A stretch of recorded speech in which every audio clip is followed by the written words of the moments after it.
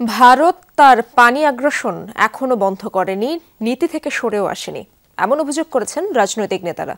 আন্তর্জাতিক Farakka long March দিবস উপলক্ষে কেন্দ্রীয় শহীদ মিনারে অনুষ্ঠিত গণসমাবেশে যোগ দিয়ে নেতারা জাতিসংঘের আগামী অধিবেশনে অভিযোগ দায়ের করে অভিন্ন ৫৪টি নদীর পানি প্রবাহের ন্যায্য হিস্সা নিয়ে কথা বলতে অন্তর্বর্তী সরকারের প্রতি আহ্বান জানানো হয়। একই সাথে দ্রুত সংস্কার, বিচার ও নির্বাচনের রোডম্যাপ চান তারা। শ্রীলঙ্কা আবারও রপ্তানিতে শীর্ষে।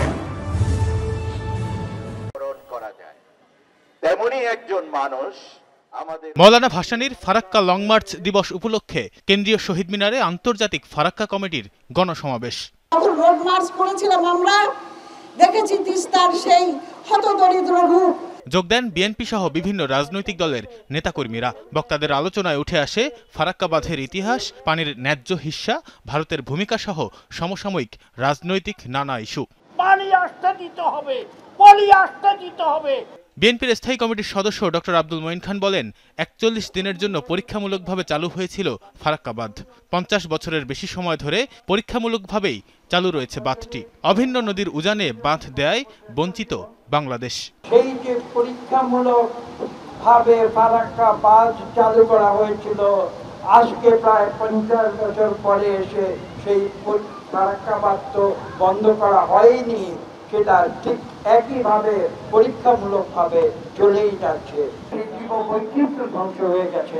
এ থেকে যদি আমরা রক্ষা পেতে চাই, একটি মাত্র উপায় রয়েছে, আমাদের ফারাক্কা বাঁধকে রিকমিশন করতে হবে। ফারাক্কা বাঁধের কারণে সুন্দরবন ক্ষতিগ্রস্ত হচ্ছে উল্লেখ করে বাংলাদেশকে পানির ন্যায্য হিস্সার জন্য জাতিসংঘে যাওয়ার ব্যাপারে জোর দেন বক্তারা। জাতিসংঘে ন্যায্য হিস্সার ব্যাপারটা উত্থাপন করেন। শুধু ফারাক্কা না, তিস্তা সহ ৫৪টা নদীর পানির প্রবাহে ভারত যে সকল আন্তর্জাতিক নীতি ভঙ্গ করছে, অনেকগুলো আন্তর্জাতিক পানি সংক্রান্ত চুক্তিতে ভারত এখনো স্বাক্ষর করে নাই। আলোচনায় উঠে আসে রাজনৈতিক প্রসঙ্গ। বিচার, সংস্কার ও নির্বাচন একসাথে চলতে হবে বলে মনে করেন বক্তারা।